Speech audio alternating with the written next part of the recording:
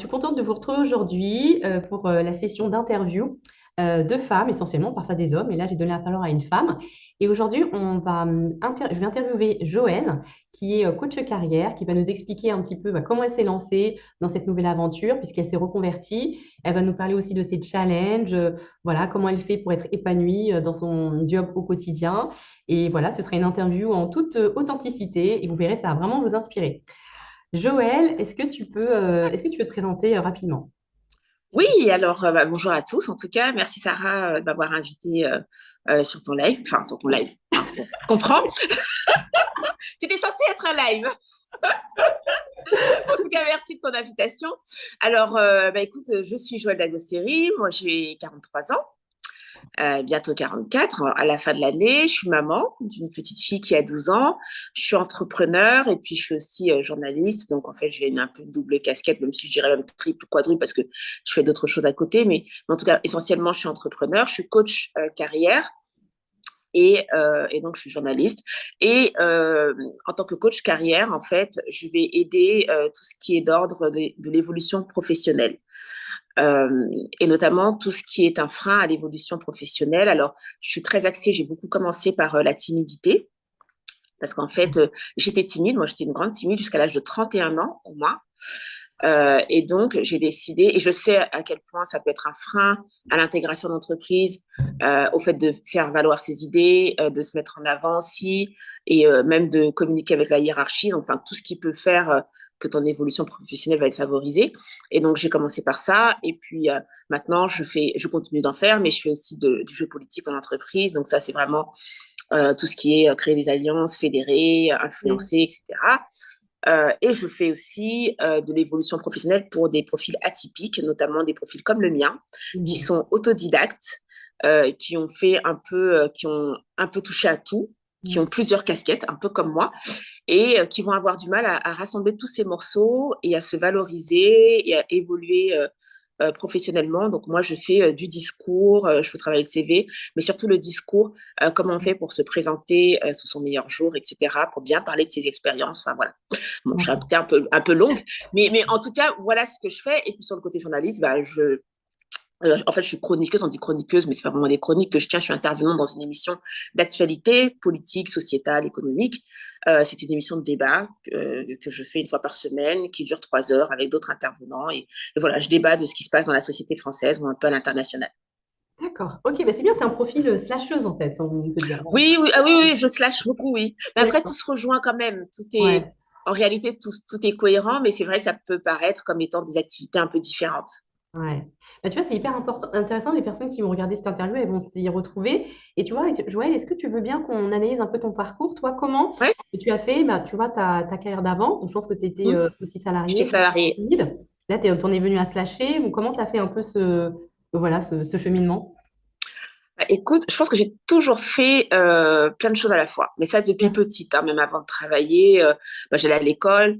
J'ai aussi fait du piano, de l'orgue. Je jouais à l'église. Parce que, voilà, on est croyant dans la famille et tout. Et donc, je Ouais. jouais le dimanche à l'église. J'allais à la chorale le samedi. Enfin, D'accord. j'ai toujours eu un emploi du temps assez, assez chargé. D'accord. Et puis donc, en travaillant, c'est vrai que comme je l'ai dit, je suis une autodidacte, donc j'ai essayé aussi d'avoir un parcours, j'ai essayé de me faire par le travail, on va dire, comme Hmm. pas mal de gens. Et donc, je suis restée salariée pendant 20 ans. J'ai fait du contentieux, du recouvrement, puis après, j'ai fait de l'attribution de logements sociaux, puis à la fin, j'ai fini par négocier, enfin, un peu une sorte de négociatrice entre les Ouais. collectivités territoriales, les mairies, et mon employeur, qui était Action Logement, pour les salariés qui connaissent. Donc, c'est ce qu'on appelle le Hmm. 1% patronal ou 1% logement. Hmm. Et donc, à négocier avec les collectivités territoriales pour obtenir des terrains, pour enfin, voilà, loger des gens et tout. Et, dans le cours de cette expérience professionnelle, j'ai commencé même dans mon travail à faire plusieurs choses. C'est-à-dire que des fois, j'étais sur deux, trois postes à la fois. D'accord.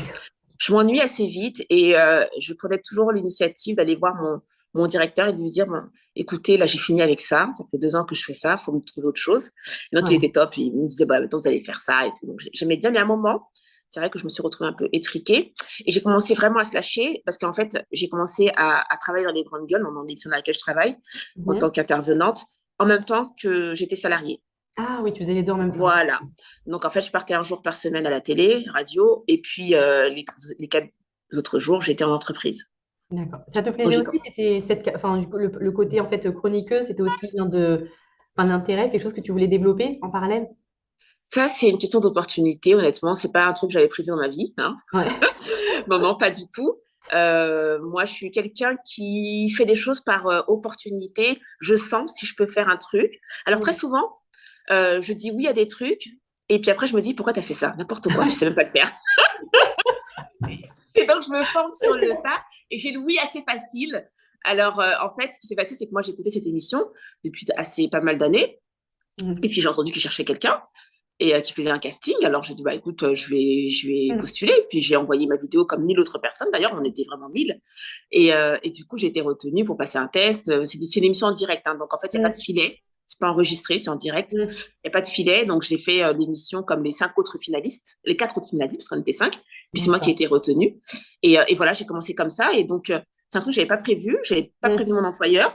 Donc, je l'ai appelé en catastrophe pour lui dire, bah, écoutez, je suis retenue dans une émission, je dois faire une émission pour me libérer. D'accord. Ok, ça c'était comme Et, ça. donc, Ah et ouais. vraiment, ils ont été top. Ils m'ont dit, OK, bah, comment tu veux faire et tout. Je dis, bah, je vais y aller le matin. C'est tous les matins. Donc, je vais y aller le matin, puis je vais revenir l'après-midi travailler. Puis Mm. après, j'ai complètement coupé. J'ai dit, non, donnez-moi un jour, je reviens pas. Je reviendrai 4 jours. Et puis voilà. Non, mais c'est hyper intéressant parce que, en fait, du coup, tu as saisi les opportunités sans savoir, parce qu'il y a des personnes qui pourraient se dire, non, mais en fait, je peux pas postuler parce que je suis salarié, est-ce que j'aurai le temps de le faire? Toi, tu t'es dit, j'y vais, et puis on verra après, en fait. C'est hyper courageux, Je me quoi. suis dit, ouais, j'avais développé, tu sais, quand j'étais timide, je me disais tellement de non. Non, tu peux pas Mm. parler. Non, les gens, ils vont te trouver un peu bizarre si tu dis ça. Non, tu peux pas Mm. faire ça. Non, tu peux pas porter ça. Enfin, ça pouvait aller dans tous les domaines. Mhm. Et quand j'ai terminé avec la timidité, je me suis dit, tu vas plus jamais te dire non. Enfin, tu vas plus jamais te dire Mm. non. En tout cas, le moins possible. Tu Ouais. vas laisser les autres te dire non. C'est très bizarre. Donc, tu vas reporter le non sur les autres. Donc, je me suis dit, tu vas le faire. Et si vraiment ton employeur te dit non pour une raison ou pour une autre, bah là, tu aviseras.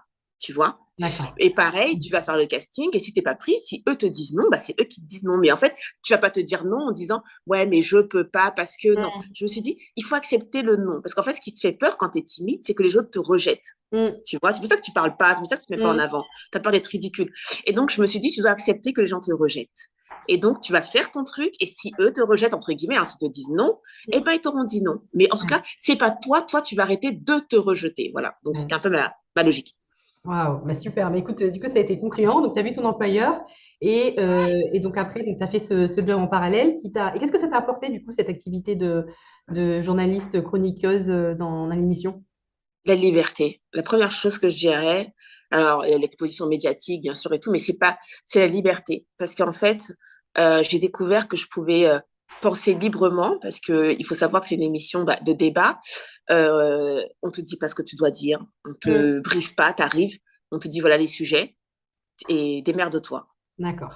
Ok. Et donc, Ça correspond à ta personnalité, quoi, de toute façon. Ouais. voilà, en fonction de ta personnalité, il faut aussi faire avec les opinions des autres, il faut pouvoir les contredire, affirmer les tiennes, mais aussi Mm. pouvoir contredire quand c'est le cas, en tout cas, celles des autres. Donc, il faut pouvoir écouter, en même temps penser à ce que toi tu veux dire. Enfin, voilà, ça Mm. sollicite tellement je dirais, de mécanique cognitive Ouais.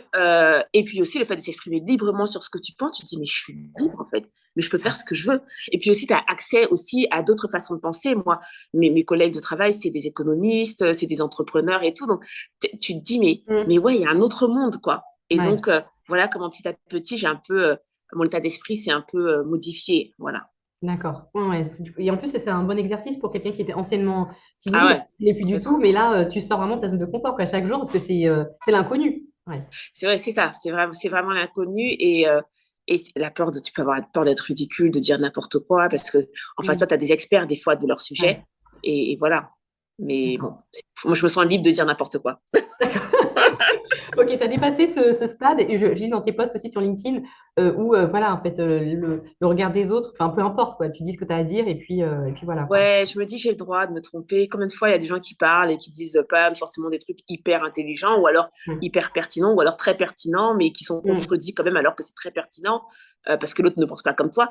Donc je me Mm. dis, mais j'ai le droit de me tromper. Je suis libre de dire Mm. n'importe quoi et de dire aussi des bonnes choses. Enfin, et Ouais. je vais pas en mourir et personne ne va en mourir et voilà. Ouais, ok. Non, mais Et c'est je me bon. rectifierai la prochaine fois. J'ai le Ouais, droit aussi, voilà, j'ai le droit à la rectification. Voilà. ouais, ouais, c'est sûr. Ouais, le truc, c'est ouais, d'analyser ce qui va pas, puis après, ouais, de pas reproduire. Mm, Ouais, ok. exactement. Super, Joël. Et après, donc tu as cette émission. Et ce qui s'est passé, c'est que tu as décidé après de quitter ton Ouais. job de salarié et évoluer vers le coaching carrière. Ouais, je sais que j'ai toujours eu en moi ce truc de, je voudrais être à mon compte. C'est un peu le rêve de beaucoup de personnes, hein, d'ailleurs, de se Ouais. dire, ouais, j'aimerais être à mon compte et tout. Mais je voyais pas le chemin par lequel je devais passer. Bon, je travaillais et tout. Mm. Mais en fait, le coaching est venu à moi. Je peux pas dire que j'ai pensé à être coach. Mm. Alors là, c'est absolument pas vrai. Euh, c'est des gens qui, parce qu'au cours de l'émission, moi j'avais dit que j'avais été très timide et tout, et donc les gens qui regardent l'émission et qui écoutent se disent mais non, mais c'est pas possiblement Ouais. impossible. Et donc ils sont venus m'écrire sur mon compte Twitter, parce que j'ai plus d'abonnés sur le compte Twitter et c'est comme ça que les gens me contactent avant LinkedIn, mais et qui me disent bah, comment t'as fait en fait Mm. pour sortir de ta timidité. Donc, je me suis retrouvée à leur répondre. Je réponds souvent à mes messages privés, bah, comme tu le sais, Sarah. Et donc, je commence à leur dire, bah, écoute, fais ça d'abord, fais ça. Je les Mm. écoutais, mais comment tu es et tout. Et donc, en fait, je coachais par message comme ça. Et je me suis dit, D'accord. mais attends, je me dis, c'est un travail, ça. Et je me Ah, suis dit, mais excellent. attends, c'est un métier. Et donc, Ok. j'ai commencé comme ça à me dire, je vais coacher des gens qui sont timides. Et j'ai créé un premier atelier gratuit. Je me suis dit, Mm. tu vas le faire gratuitement. J'étais encore salariée, enfin voilà, c'est pas un besoin d'argent, etc. Mais je me suis dit, tu vas le faire gratuitement pour tester en fait si ça Mm. fonctionne, si tu crées un atelier et que tu aides des gens. Et ça a très bien fonctionné. J'en ai fait 2 ou 3 gratuits. Puis après, j'ai commencé à les faire payer, pas très cher, 47 euros. Puis après, Ouais. l'autre, 97 euros par personne. Et puis après, voilà, je suis pas. Et après, c'est parti.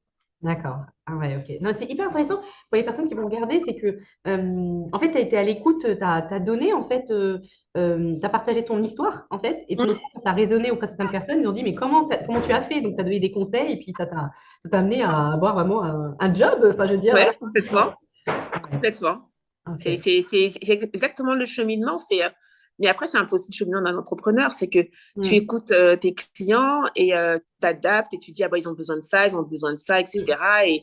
Et donc, c'est un peu ce que j'ai fait. J'ai testé un truc et je me suis dit, ah ouais. Puis ils m'ont fait des retours. Ils m'ont dit, ah, c'était bien, si tu pouvais rajouter Mm. ça. Donc, j'ai amélioré mon offre, mon atelier, etc. Et voilà. Ok, non, super, franchement, un super parcours, Joël. Et après, et comment tu vois ce que ça intéresse aussi, je regarde l'heure, les personnes qui nous regarderont, est-ce que tu as été confronté à des challenges, enfin toi, depuis que, après tu t'es lancé, donc tu as quitté ton job, donc Hmm. voilà, c'est plus activité. Est-ce que c'était dur de le faire déjà? Euh, Au début, c'était plus un soulagement. Parce que je Ouais, t'avoue que au niveau du travail, je commençais vraiment à étouffer, même si j'avais, comme je te dis, j'avais une direction top qui, quand je leur disais je veux plus faire ça, ils me disaient ok, va ouais, faire ça et tout. ok. Mais même ça, c'était plus assez. Mhm. Voilà, c'était plus assez. J'avais vraiment envie d'aider les gens. Je suis vraiment, moi j'ai une façon de voir les trucs, c'est-à-dire que bon, ça c'est ce qu'on dit des zèbres. Hein, je suis une zèbre, donc tu vois en arborescence. Donc en fait, Ah, tu vois tout de suite le tableau et toutes les solutions qui se dessinent, ouais. etc. Et presque ton travail, ça va pas assez vite pour toi, parce que toi tu vois Mhm. déjà ce qu'il faudrait faire. Mhm. Tu vois les trucs. Ça va pas assez vite. Et tu vois que si tu passes par ce chemin-là, ce serait beaucoup plus court. Mais non, mais oui, mais tu sais, machin. Et donc je Mhm. commençais vraiment à étouffer. Et donc, au début, ça a été un soulagement quand je suis partie. Puis après, bah, l'angoisse de l'entrepreneur, hein, parce que j'avais des clients, Mhm. tous les mois, t'as mal au ventre, tu te Ouais, dis, mais merde, qu'est-ce que je dois faire? Et puis, je sais pas vendre, parce que tu sais coacher, mais il faut ouais, vendre. ouais. Il faut vendre C'est tes vrai, c'est la coachings. base. Et Ouais. donc, je sais pas vendre et tout. Et donc, j'ai fait une formation de vente avec une autre coach qui est sur LinkedIn, qui s'appelle Muriel Tesnas. Et, euh, et j'ai pris une autre coach pour m'aider à appréhender LinkedIn qui s'appelle Adjara Toulawani. Et moi, je suis coach, donc je sais que les coachs, ça peut aider. Donc, Ouais. je veux dire, je vais pas faire le contraire de ce que je préconise. Donc, Mhm. je me suis fait aider, accompagner, ça a très bien marché. Et donc, voilà, pour me rassurer et tout. Mais c'est vrai que voilà, le chemin de l'entrepreneuriat, c'est pas un long fleuve tranquille, même si Mhm. pour moi, c'est un fleuve de bonheur parce que de liberté. Et je suis maman et j'avais besoin de plus pouvoir maîtriser mon agenda. Ouais, ton agenda à ton temps, ouais. Ouais, Et c'est ce que tu parviens de faire maintenant. Bah, c'est bien pour les personnes qui nous regardent, c'est que tu as su en fait identifier tes faiblesses et ouais, t'entourer des bonnes personnes pour t'aider. ouais. Donc ça t'a aidé à relever tes challenges. Est-ce qu'il y a d'autres difficultés? Donc maintenant tu sais vendre, enfin là tu es à l'aise, tu as trouvé ton équilibre, quoi, on va dire. Ouais, ouais. Ah bah, je pourrais toujours m'améliorer, hein. Toujours jamais assez. Ok, donc ça c'est Après, principal. les challenges, je te Ouais. dirais, ils ont été beaucoup plus. Pardon. personnel dans le sens où j'ai quand même eu un syndrome de l'imposteur. Mm. Un, parce que moi, j'ai été coach et j'ai pas fait de certification. J'ai pas commencé par ça. Et donc, tu as toujours ce Mm. truc de ouais, mais Ouais. alors il faut une certification. Mais en fait, non, ma certification, ça a été les recommandations que j'ai eues de mes clients parce que le coaching il a été hyper efficace. Euh, Ensuite, quand j'ai changé mon positionnement, parce qu'au début, je faisais que de la timidité, puis après, je te dis, j'ai fait du jeu politique en entreprise, la stratégie relationnelle, etc. Ouais. Je fais aussi, comment dire, j'ai pas le mot en français, je pimpe ton parcours dans le sens où, pour des gens qui sont comme moi, tu vois, je recolle des morceaux Ouais. et voilà, pour que tu puisses te valoriser. Et ça, quand j'ai changé mon positionnement, j'ai encore eu un syndrome de l'imposteur qui est revenu en disant, mais t'es qui, toi, Mm. pour maintenant aider des dirigeants à pouvoir, par exemple, tu vois, j'ai des clients, c'est des directeurs de département, de vente ou de ce que tu veux, et je vais les aider à devenir PDG, tu vois, ou directeur D'accord. général, tu Ouais. vois. Et tu te dis, mais t'es qui, toi, et tout, mais j'ai la méthode, je sais le faire, je sais ce qui leur manque.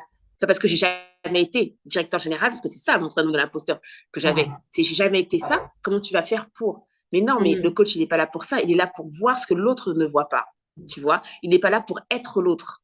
Et donc, euh, et donc ça, il fallait que je règle ce petit syndrome. Ça n'a pas pris beaucoup de temps, mais il peut revenir régulièrement et les challenges, ils sont plus entre moi, en Ouais. fait, tu vois. Et après, il y a des challenges techniques comme comment communiquer encore mieux. Voilà, j'ai amélioré mon copywriting, des choses comme ça, tu vois. Mm. Mais, euh, mais c'est des challenges surtout entre moi et moi. Ouais, c'est sûr. Non, ouais, je peux pas dire le contraire. Mm. Je partage ce que tu dis. Et comment, tu vois, mais pour les personnes qui regardent, comment tu t'es dit, malgré le syndrome de l'imposteur, en disant, là, j'évolue vers une autre cible et j'y vais, en fait. Qu'est-ce qui t'a incité à le faire? Bah, j'ai communiqué. En fait, moi, je cache pas mes problèmes ni mes faiblesses. Et Ouais. donc, un jour, j'ai fait un post en disant que j'avais changé de positionnement depuis des mois, mais que j'osais pas le dire. C'est-à-dire dans le sens où, en fait, je coachais quasiment plus timide. Maintenant, j'en recoach maintenant. Mm. Mais à un moment, j'en coachais quasiment plus. Et pourtant, mon profil disait toujours que j'étais coach pour timide, par exemple, tu Ouais, vois. d'accord. Et mais je ne m'en coachais plus, je coachais que des dirigeants, des managers qui voulaient s'affirmer, qui voulaient être beaucoup mieux dans leur relationnel, Mm. qui voulaient créer leur influence au sein de l'entreprise et tout. Et je ne le disais pas que je faisais ça. Je continuais à Mm. communiquer, même dans mes publications, sur la timidité. Mm. Mais ces gens-là ne venaient plus vers moi et je ne comprenais pas. Je me disais, mais pourquoi est-ce que je continue à communiquer sur la timidité et j'ai plus de timide, j'ai d'autres trucs. Et je Ouais. me dis, mais je voulais, et j'avais compris en fait que j'avais changé, que j'attirais d'autres types de personnes, mais j'avais peur de le dire. Parce que je me Mm. disais, si tu le dis que tu fais ça, du coup, ils vont vraiment venir, alors qu'ils venaient vraiment, mais ils vont Mm. vraiment venir et imagine que tu sais pas le faire. Mais je le faisais déjà. D'accord. Ouais. Et Ouais. tu vois, et Mm. donc j'ai fait un post en disant que j'avais changé de positionnement depuis plusieurs mois et que je n'osais pas le dire parce que j'avais un syndrome de l'imposteur Mm. et que voilà, je changeais mon profil aujourd'hui et que voilà ce que je faisais depuis plusieurs mois. Et donc j'ai eu plein d'encouragement et tout. Et voilà.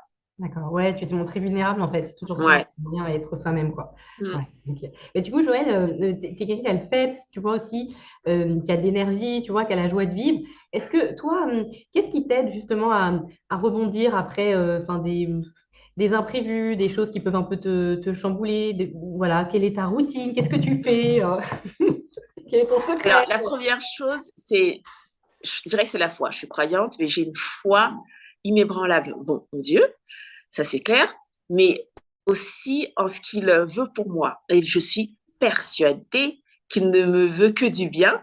Et donc à chaque fois que j'ai une couille, comme on dit, ou une porte qui se ferme, ou un truc, je me dis, non, non, non, obligé, il y a un truc de bon derrière, c'est pas possible. Si on m'a empêché d'avoir ce que je voulais, parce que des fois tu veux un truc et te claque entre les doigts Hmm. et ça marche pas comme tu veux, et je me dis, non, tu voulais tellement ce truc, si Hmm. Dieu t'a empêché de l'avoir, c'est que doit te réserver un truc de fou derrière, c'est pas possible.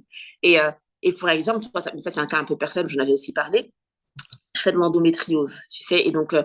j'ai une fille, mais j'ai eu beaucoup de difficultés pour l'avoir, et j'ai essayé après d'avoir un deuxième enfant, et j'ai fait des FIV, etc., qui n'ont Hmm. absolument pas fonctionné. Et la dernière que j'avais essayée avant d'arriver dans l'émission Les Grandes Gueules, euh, l'hôpital m'a appelé en me disant que j'avais perdu mes embryons, un truc qui n'arrive jamais. Hmm. Et sur le coup, je me suis dit, mais comment j'étais anéantie.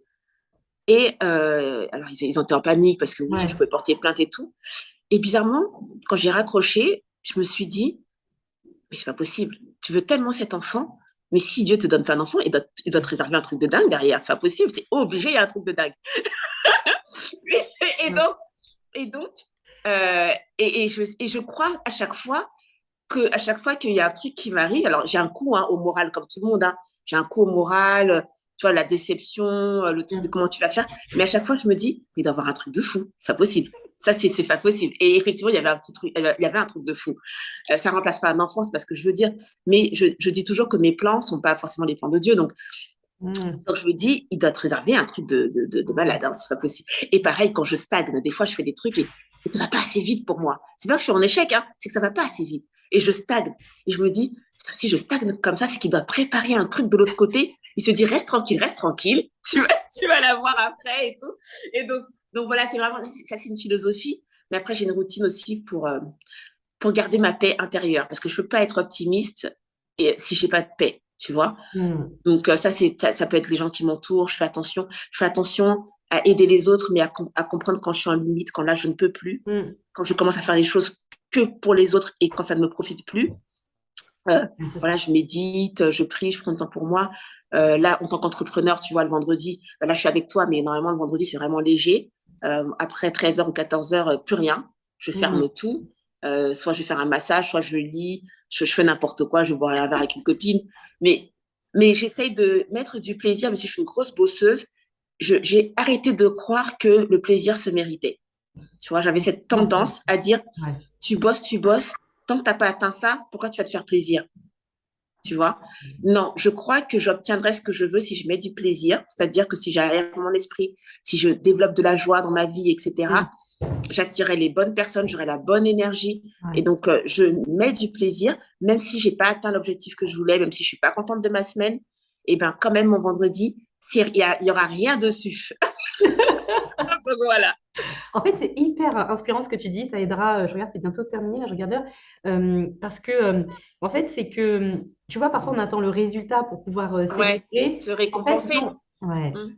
Ouais, ouais. Et là, c'est dans le processus déjà que tu t'encourages, tu te félicites. Ouais, Et j'ai l'impression que ce rendez-vous avec toi-même, il est ouvert. Enfin, quelles que soient les circonstances, tu essaies de le maintenir, quoi. Enfin, sauf peut-être là aujourd'hui, c'est ouais. un peu chamboulé, mais bon.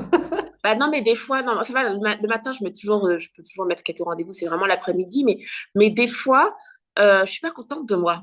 Tu sais, je suis pas contente de ma semaine, ou même je suis en retard, parce que ça m'arrive de procrastiner, comme tout le monde, mais je suis en retard sur ce que je veux faire, j'ai un peu manqué de discipline et tout, et je pourrais me dire, bah non, vendredi, tu vas travailler quand même, et t'as pas fait ça, bah maintenant, tant Mm, pis pour ton vendredi, et ben non, je le fais pas, je le fais mm, pas, et j'essaie de faire un petit truc le matin et tout, mais l'après-midi, je me dis non. Et tu sais quoi, je préfère même me lever le samedi un peu plus tôt. Tu vois, ma fille, elle dort, le moment, il est calme. J'aime bien les moments où la maison est calme, tout le monde dort, mm, mon chéri dort, ma fille, elle dort et tout. Et, et je me lève un peu plus tôt, je prends un café et je rattrape un peu ce que j'ai pas fait, tu vois. Mais je mm. préfère me trouver ce moment de plaisir-là plutôt que de dire ah non. Tu sais, dans le côté flagellation, t'as pas Ouais. bien travaillé, donc du coup, pas de plaisir dans ton vendredi, Mm, nanana, non. Je me dis, ah, pourquoi prendre mon samedi matin, tout le monde dort, tout le monde est tranquille, je prends mon café, je fais mes trucs ouais. sur lesquels je suis un peu en retard. Tu vois, j'essaie de mettre du plaisir et pas de la punition Mm, dans mon processus, tu vois. ouais, ouais, ouais. Bravo. Bah, je vois, c'est très bien. De toute façon, le rapport que tu as avec toi-même, après, ça se reflète envers les autres. Et là, tu Mm. peux enseigner à tes coachés. Donc, super. Et Ouais, moi, complètement. j'ai deux dernières questions. Qu'est-ce que ça t'apporte, en fait, là, voilà, bah, tes différentes casquettes, là, slasheuse, à titre personnel, toi, comment tu vis ça? Je pense que l'une enrichit l'autre. Ouais, Honnêtement, par exemple, le fait de commenter, par exemple, un truc tout bête, hein, le fait de beaucoup commenter la politique, de comprendre en fait comment ça fonctionne, ouais. quand je suis une élection présidentielle, par exemple, le fait de voir comment Mm, quelqu'un qu'on connaissait pas du tout monte et tout, etc. Moi, ça m'aide en fait dans mes ouais, coachings, stratégiquement. ouais, ouais, Tu vois, c'est sûr. je fais du jeu politique en entreprise. Ça m'aide de voir comment un homme politique va sortir de rien à président de la République. Enfin, prenons par exemple Emmanuel Macron, Mm, mm, qui a eu mm. une percée fulgurante.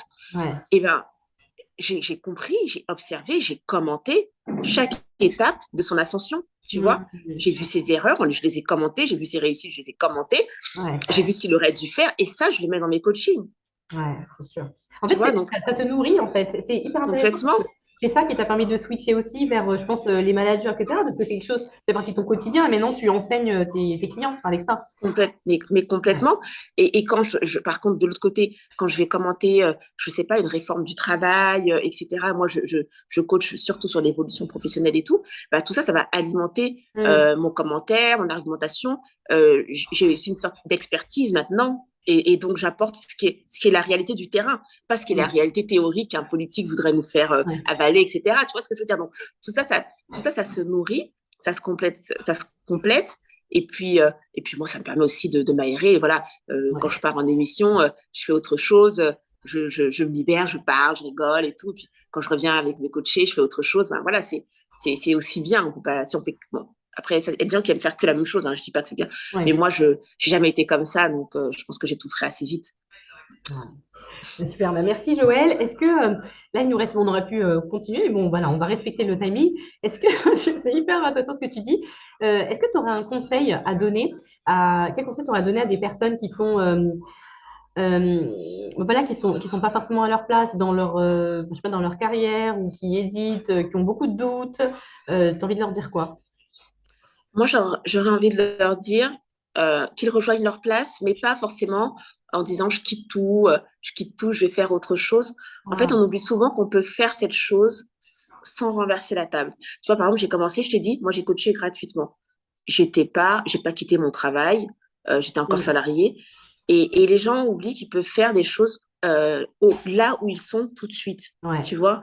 c'est sûr. Et tu as le droit j'en sais rien, moi, si tu te dis j'aimerais bien créer des sacs, par exemple, bah, tu as le droit d'en créer alors que tu es salarié. Enfin, je veux dire, qu'est-ce qui Mm. t'empêche Ouais, Pourquoi tout de suite réfléchir à ouais, mais je peux pas parce que est-ce que j'aurai de l'argent pour manger à la fin du mois et tout? ouais. Mais non, t'as pas besoin de, de tout un contexte, d'une Mm. structure pour faire ce que tu aimes faire. Et Ouais, donc, commence par faire ce que tu aimes faire et crois que, en fait, le chemin, si tu as besoin de la structure va se dessiner toute seule. ouais. Voilà, tout simplement. Et les choses viennent à toi, vraiment, toutes seules. Mm. Donc, voilà, tu peux commencer maintenant. Wow. Hyper puissant. Merci, merci Joël. Écoute, et pour te contacter, alors toi, c'est plutôt LinkedIn, hein, si Oui. Oh, forcément. ouais, je suis sur tous les réseaux sociaux. Mais en tout cas, c'est vrai que pour le coaching, c'est quand même plus LinkedIn. Donc, on peut m'envoyer un message en privé, je réponds. Ok. Et après, on peut me contacter sur Twitter aussi. J'ai un compte Twitter, sur Instagram et tout. Donc, voilà. Ouais. Sauf Facebook, parce que Facebook, non, je n'y vais pas souvent. Ouais, comme beaucoup. Ouais, on a Ouais, beaucoup je crois. fait avant de déserter Facebook. Bah, merci Joël. Écoute, je te souhaite une Merci, bonne Sarah. bon après-midi, hein, une bonne détente. Et puis voilà, merci pour le temps que tu nous as accordé. Et à plus tard. Et voilà. Et vraiment bon visionnage aux personnes qui regarderont cette interview en espérant que ça vous aidera vraiment à vous rapprocher de vos projets. Allez, à bientôt tout le monde.